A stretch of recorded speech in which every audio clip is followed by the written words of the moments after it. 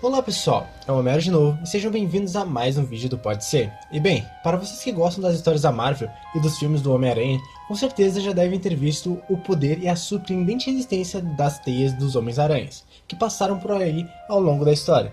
E bem, no vídeo de hoje trouxemos mais uma análise para saber se as teias dos Homens-Aranhas fazem de fato algum sentido e se são tão incríveis assim, e se no fim é algo possível na vida real. E bom, se você já está curioso que nem a gente, então já se pendura aí nas paredes porque começa agora mais um Pode Ser Analisa.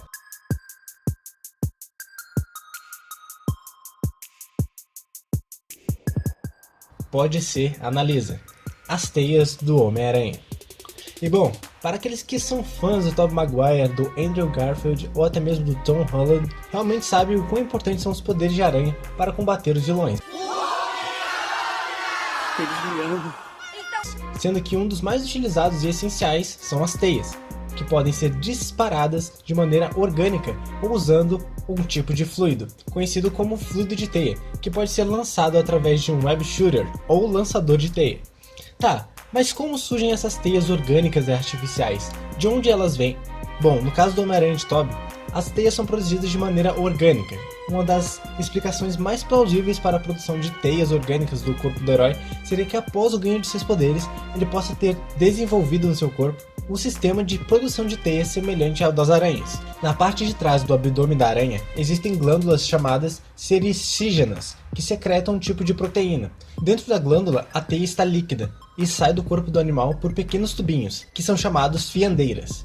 Mas, quando esse líquido entra em contato com o ar, torna-se sólido, como um fino fio de seda com o qual será construída a teia. E bom, se esse tipo de glândula foi desenvolvida após o ganho dos poderes do personagem, isso o ajudaria a conseguir produzir as teias, porém ainda existe um problema com a relação ao disparo, mas veremos isso mais para frente. E bom, agora com relação à produção das teias pelos lançadores, web shooters, como se dá essa produção se eles não têm essa glândula? Pois bem, nesses casos podemos ver que existem diversos lançadores para explicações diversas. Por exemplo, no filme do espetacular Homem-Aranha, podemos ver o Andrew montando um lançador de teias usando componentes eletrônicos e ajustando eles em uma protoboard, e também nos é exibida ao mesmo tempo uma parte do diagrama esquemático do projeto.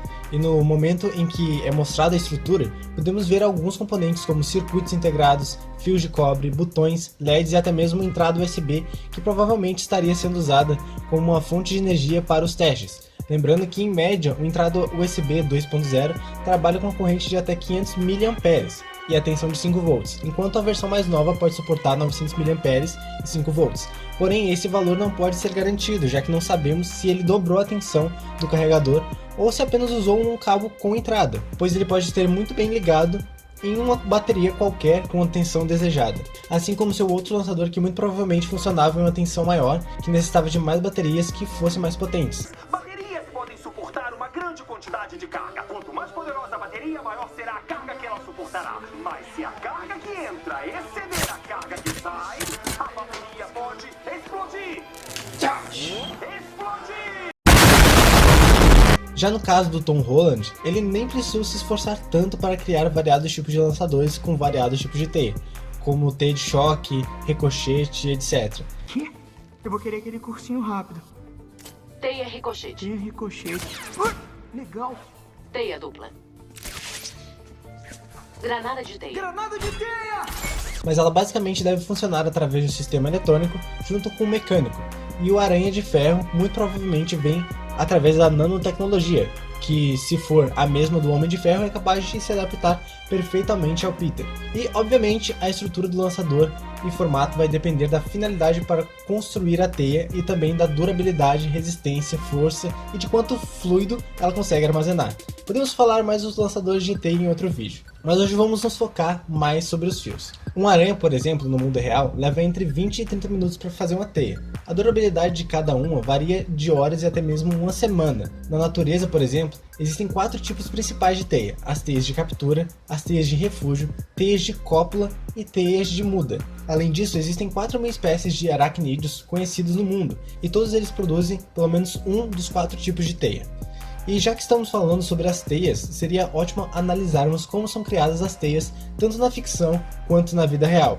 No caso do filme do Homem-Aranha, de Tom Holland, é apresentada uma receita de fluido de teia que, segundo o livro The Wakanda Files do MCU, a fórmula de fluido de teia do Homem-Aranha inclui os seguintes produtos químicos: ácido salicílico, tolueno, metanol, tetracloreto de carbono, carbono de potássio e acetato de etila. Mas tem alguns que sugerem que as teias também possam ser compostas de cadeias de aminoácidos como glicina e alanina, tornando-se um tipo de proteína. Porém, nada até então dessas sugestões sobre a questão fictícia pode ser comprovada de fato, mas olhando as teias das aranhas na natureza, podemos ter uma breve ideia. As teias das aranhas na vida real são um dos materiais mais resistentes que se conhece, e a sua aparente fragilidade é apenas porque a espessura dos fios que as compõem é muitíssimo fina e pequena. Além disso, sua capacidade de absorver energia cinética é muito grande, ou seja, uma alta tenacidade devido à alta força de tensão e elasticidade. Se o Homem-Aranha poderia, em tese, disparar teias reais, e até porque elas, além de poderem ser adesivas, que nesse caso seriam teias de captura, possuidoras de colas glicoproteicas, também seriam super fortes, muito flexíveis e amortecedoras. Claro, com alguns ajustes, pois nem tudo é tão simples assim. Mas Peter Parker teria apenas que descobrir como as aranhas criam suas teias a partir das suas glândulas e imitar o processo no seu dispositivo. Apesar dos cientistas de hoje não terem conseguido, essa proeza se torna mais incrível pelo fato de um estudante do colegial ter criado algo tão fantástico quanto a substância do seu lançador de teia, já que na vida real, as teias por sua vez são produzidas por glândulas derivadas de células epiteliais e constituídas por fios de seda compostos por um polímero proteico, cuja proteína base é a fibroína. E não vem da carne da Friboi, podem ficar tranquilos. Aqui todo mundo é especialista em alguma coisa, igual na Friboi. A estrutura organizacional multinivelada desses fios de seda conferem suas propriedades mecânicas únicas, como alta força de tensão e alta tenacidade. E apesar dos cientistas já serem capazes de produzir um material polimérico sintético com estrutura química similar a esses fios, o mesmo é bastante inferior em qualidade mecânica, por possuir uma falta de hierarquia estrutural e nanofibras cristalinas, com uma determinada orientação que ainda são alcançadas apenas pelas teias de aranhas no mundo real. E bem, para completar a beleza desses materiais, a feitura desses fios é dada em temperatura e pressão ambientes, usa como solvente apenas a água e resulta em um material muito pouco denso, ou seja, leve e bastante flexível. E isso com certeza é um material dos sonhos na natureza, e também é tudo o que o Peter Parker precisa para tornar seu meio de transporte real e uma arma de luta super prática. E para ficar mais claro ainda o quão incrível seria produzirmos teias ou fios com base em teias de aranha real, veja por exemplo a família de aranhas araneomorfas, conhecidas como Aranidae, que engloba mais de 3.000 espécies divididas em 170 gêneros. Os fios de seda produzidos pelos aracnídeos dessa família possuem atributos mecânicos assombrosos. Gêneros como Nephila e Araneus detêm espécies que produzem teias com fibras possuindo tenacidade superando em 3 vezes as fibras de aramide, que é a matéria-prima do Kevlar, por exemplo, que é usado principalmente em coletes à prova de bala, e é cerca de 5 vezes mais forte do que o aço, ou seja, poder de resistência mais espetacular do que o próprio Andrew Garfield. Se o Homem-Aranha fizesse uma roupa das suas próprias teias, com base nessas aranhas, ele teria, além de uma economia absurda com a costura do seu uniforme, uma roupa praticamente à prova de balas. Mas, mesmo nos últimos anos, os cientistas tendo acesso às proteínas, ainda não conseguem chegar a um processo certo de feitura dos fios de teia.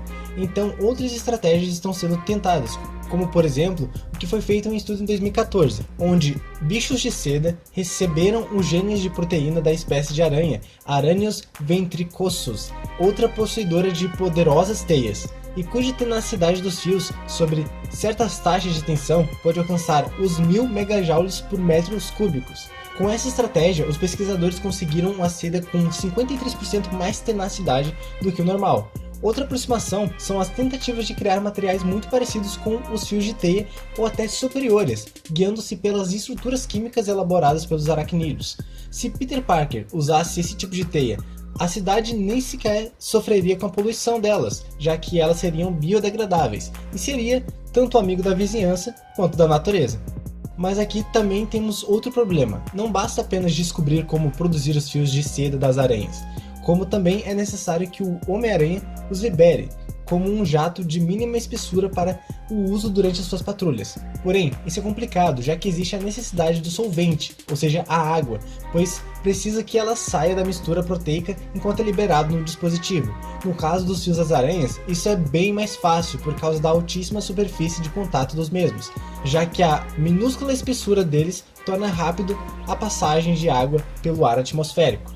Os pesquisadores responsáveis pelo estudo suspeitam que este estranho comportamento mecânico esteja ligado à complexa estrutura física da teia, a qual consiste em um núcleo de múltiplas fibrilas, e cada fibrila possui segmentos de aminoácidos em lâminas organizadas e outras em cadeias repetitivas desestruturadas.